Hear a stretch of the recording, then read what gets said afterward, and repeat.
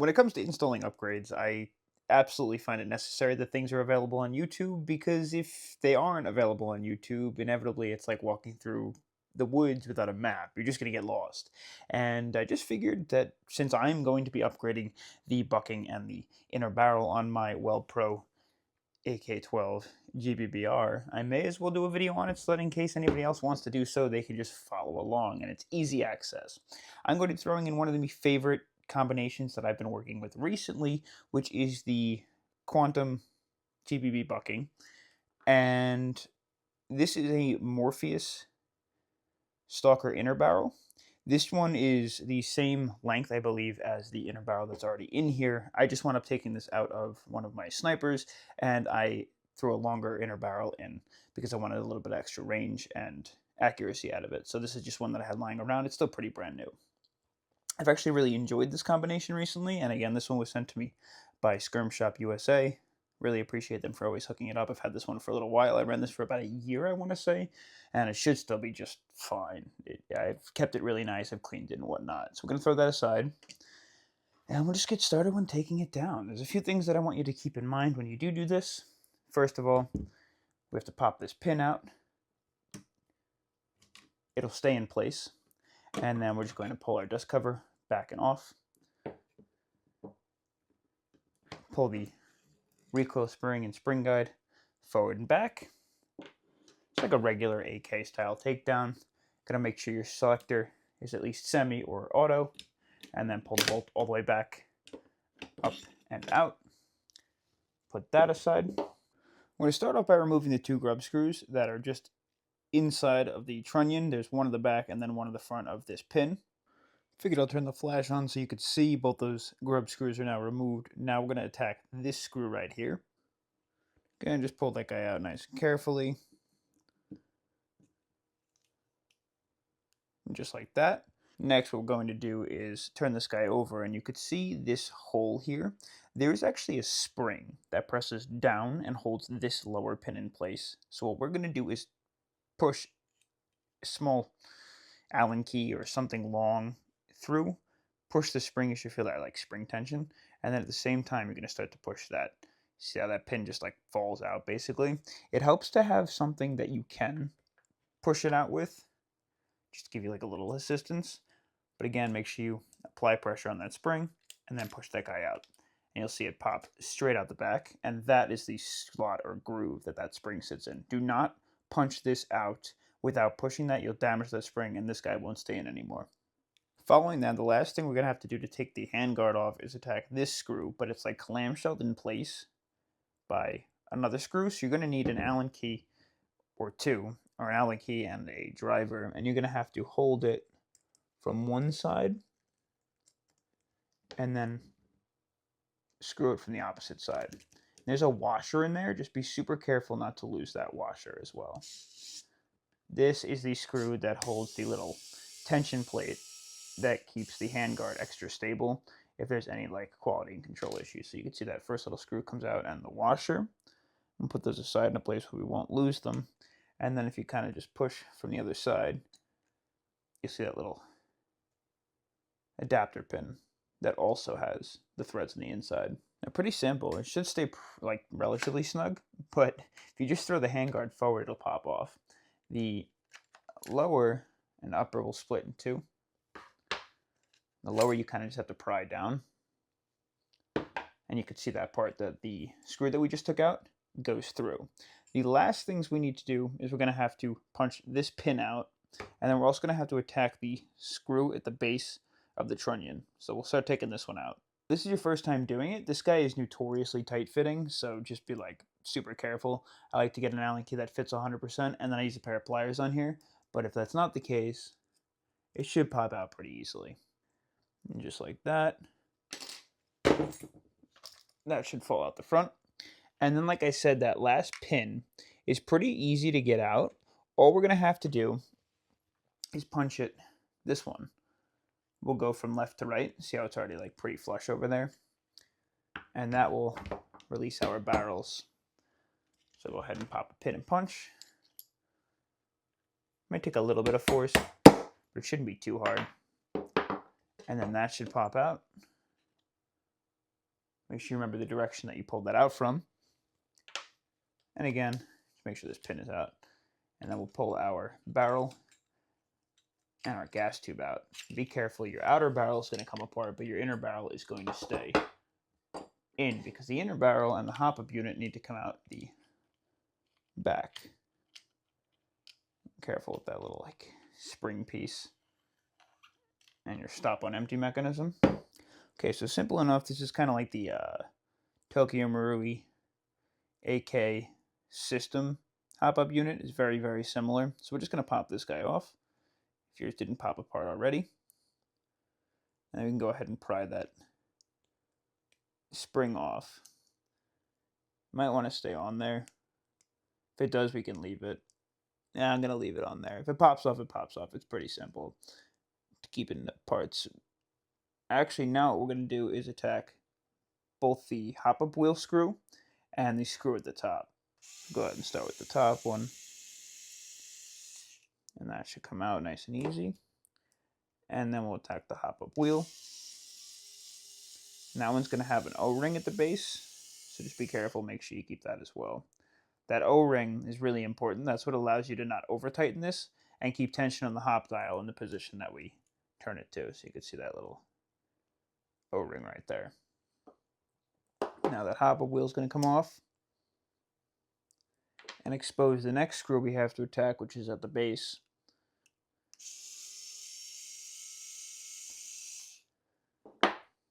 And the small ball bearing as well that's under that. And you can see that spring right there. Make sure you take that out nice and carefully too. So again, there's that spring the ball bearing was attached to right there. And then I'm just going to pull this screw out the rest of the way. Right here is your hop arm. That'll pry upwards. You can see how that applies pressure to your rubber. And then we have to pull this O-ring off the front. And then your hop-up unit should split in half. It's a clamshell design. It's like that. And I guess there's like a piece of a broken PV in there. Interesting. And then we'll pull this O-ring off.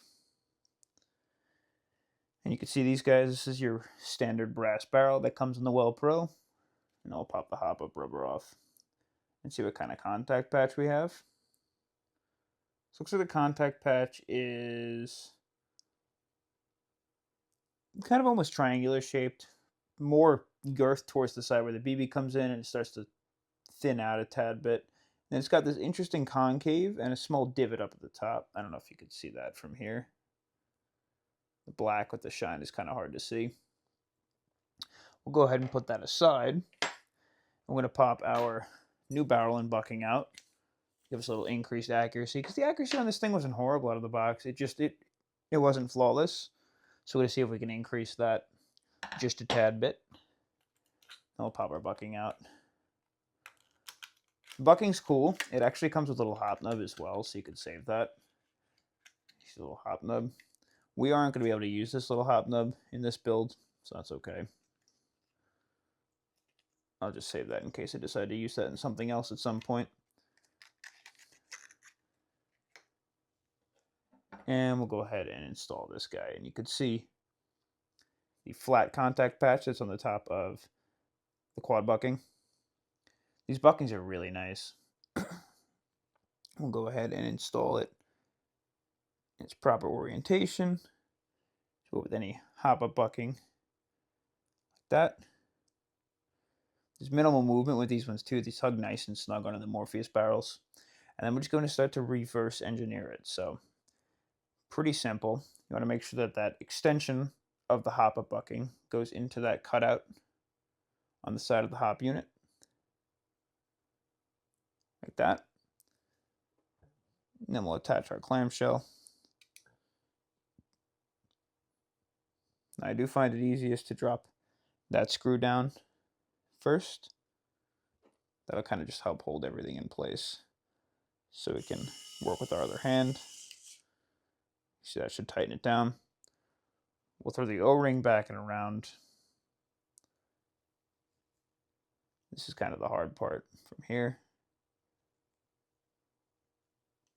Like that. So it goes around the base of the hop-up unit. We're going to get our hop arm in place. That'll sit in this slot. Like that. You can see as we pull it down here, it'll apply tension. So if I pull this arm down, see how that works? And the wheel just catches that cutout, that little nub here, into the groove and slowly applies tension down to it. What we're going to have to do is install these smaller parts now. So I'm going to go ahead and grab the spring first. This is where things start to get a little finicky. So I'll grab the spring. I'm going to drop the spring into this hole, if I can get the focus. Like that. Just push it all the way down in there. Now, the scary part. This really tiny little bearing is going to sit on the top of that spring. Like that. See that? Right on top of the spring. Next, I'm going to take the hop dial and we're just going to install it. Any orientation is fine. Sorry if I blurted out a little bit. So what you're going to have to do is make sure you push this arm down so it notches under the hop-up wheel. And then you see that bearing still under there? That's what gives it that like clicking function. Now we have to get this O-ring on here. Again, everything's under spring tension, so be careful.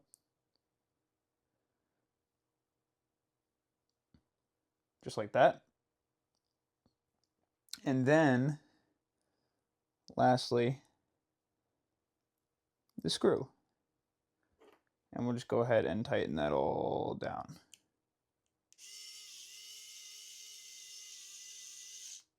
Bang.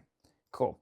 And just to make sure everything works correctly, if you go ahead and flip it this way, and then we slowly apply tension to the hop-up rubber. Oh, this is decreasing tension. That'll increase tension. You see that?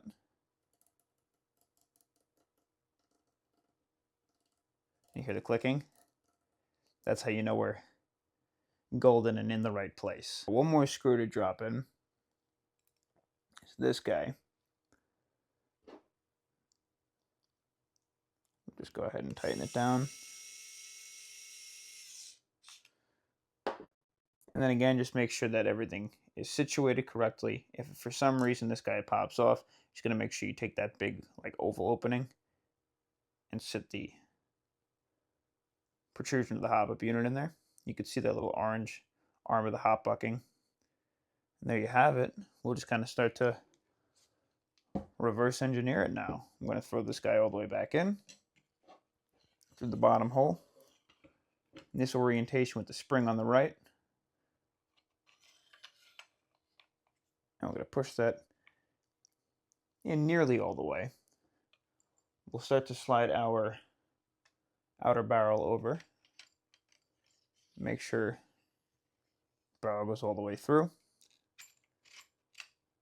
And you can see as we start to push it all the way back, you want to push it as far back as you can, and the hop-up unit is going to slot in place, and it'll stay where it's supposed to sit. We're going to have to pull it forward just a little bit so we can get the gas block in. The gas block has a small notch with a screw hole. That's going to face upwards. And then the front of it is going to go around the outer barrel. Like that. Go ahead and push everything back in place. You see how it's like a little wobbly right now? The best thing for you to do is drop this pin back in. If you remember correctly, we pushed it out left to right. So we're going to go right to left now with the cutout on the right side. So go ahead and kind of wiggle it around. However we want to push this in place. And if everything is lined up, we should be able to knock that in place just a little bit.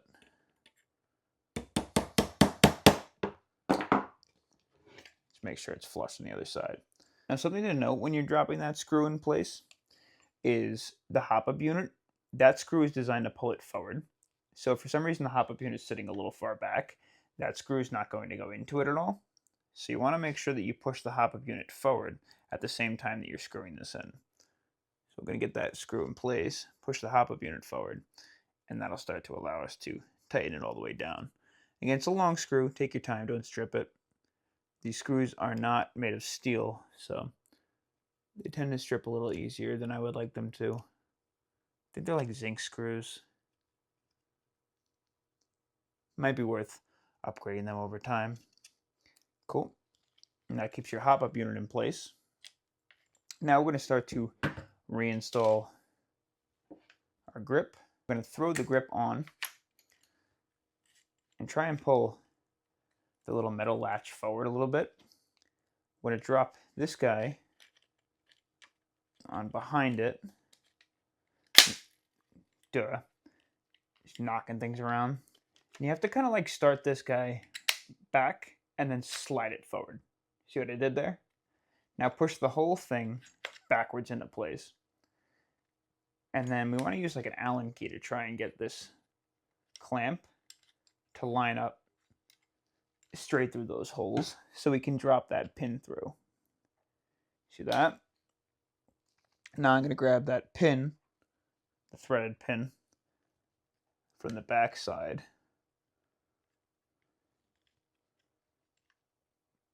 If it'll make its way through.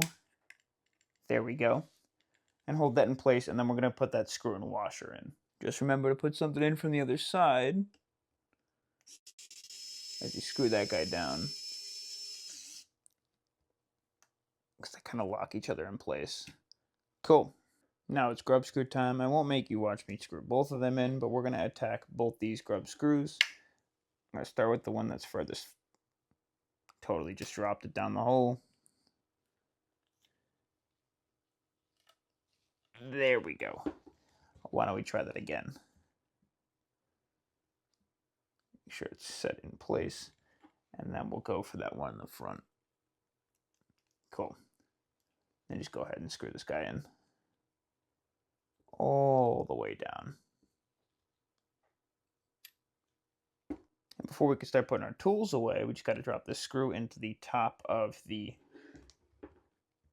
handguard.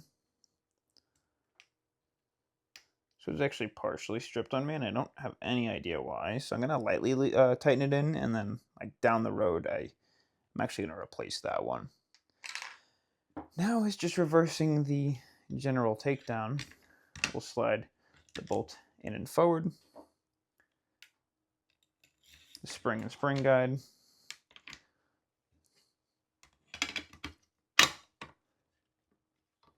Dust cover, push the pin in, and there you have it. Oh, that seal is really nice.